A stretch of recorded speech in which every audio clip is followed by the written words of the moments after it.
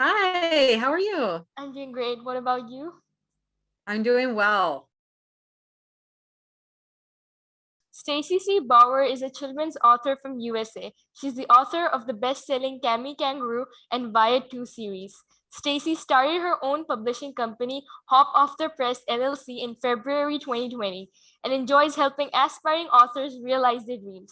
She's hoping to inspire people around the world to make a difference with her newest nonfiction book series, Young Changemakers. Hi, welcome to Studimation. Thank you so much for Hi, joining in today. thank you for having me. You're welcome. Are you ready to answer the questions? Yes.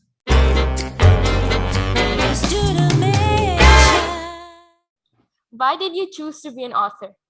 Well, I have been writing books since I was a kid. So, about 6 or 7 years old, I've always loved reading and writing. I've always loved books. And I started making books like this when I was a kid. I would just take paper and fold it in half and write stories. And I did this my whole childhood. And so, after high school, I became a teacher, which I love. And then I had kids, but I always had in the back of my mind that I wanted to become a published author. It's always been just a dream of mine my whole life.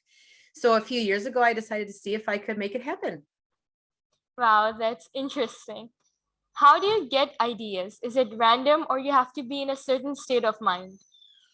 So for my first, when I decided to try to get a book published, I thought I'm going to write about my own kids, Camy and Wyatt, because um, they do funny things. They were little at the time, and people are always telling me you should write a book about that. Your kids are so funny, and I was like, well, okay, I'll see if I can. And so that's where my Camy Kangaroo series came from, is just based on my own kids and things that they had done.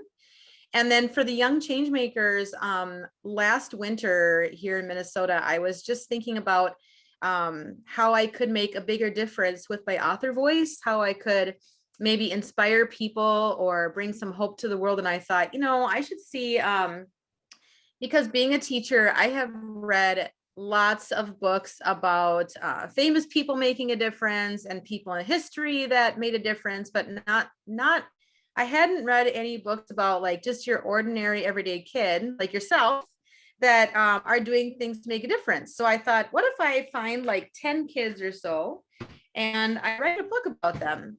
And so I decided to reach out on social media and on my website and see if I could find kids. And then people started sending me so many kids that I ended up with a 7-book series.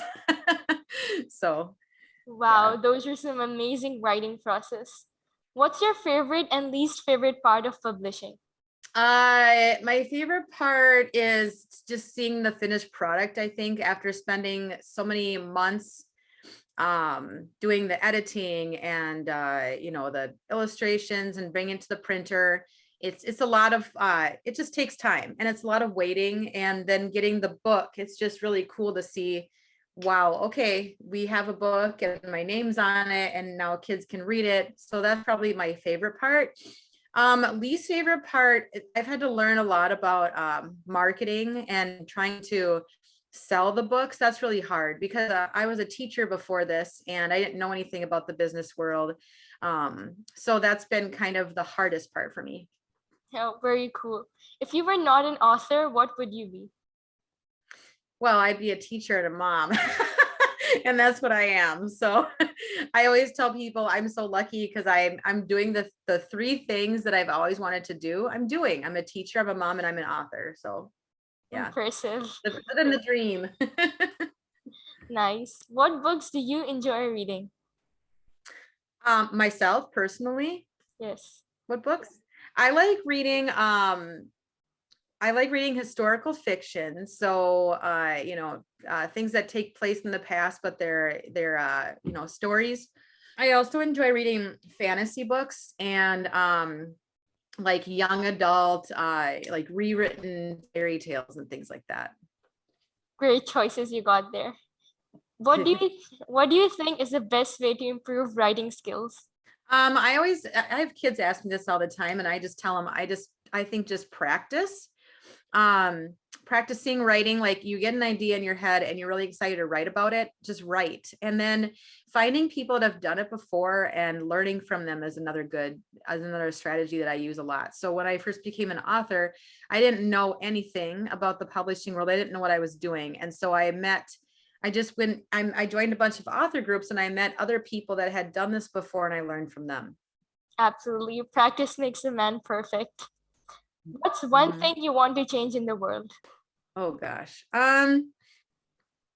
One thing I want to change in the world, I'm really passionate about people just doing, and myself just doing like small acts of kindness, because I really think just a small act of kindness has the power to change the world. So even just like smiling at people, which I know sounds stupid, but like if you just smile at people or say hi or open the door for someone or pick up a piece of garbage off the ground, or just, I wish people would, and myself would, just look for ways throughout each day to just do something small to make a difference. And I think if we all did that, it would just change. It would create a lot of change.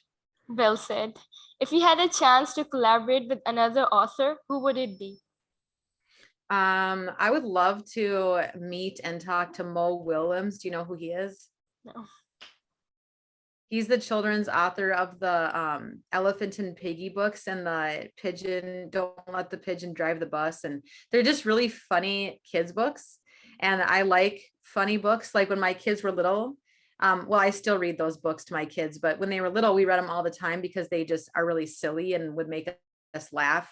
And I would love to just meet him and talk to him about like how he comes up with these funny, like just really silly ideas. I hope you get to collaborate with him soon. Yeah. Would you like to share any of your childhood memories?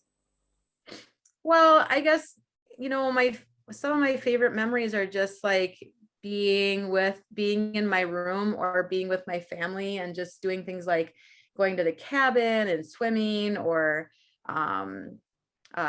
reading and writing, which I did a lot of, just playing outside, just your average, like, not like super exciting, but fun, fun childhood. Really cool. COVID has changed the world's lifestyle drastically. Has the pandemic affected your work in any way, positively or negatively?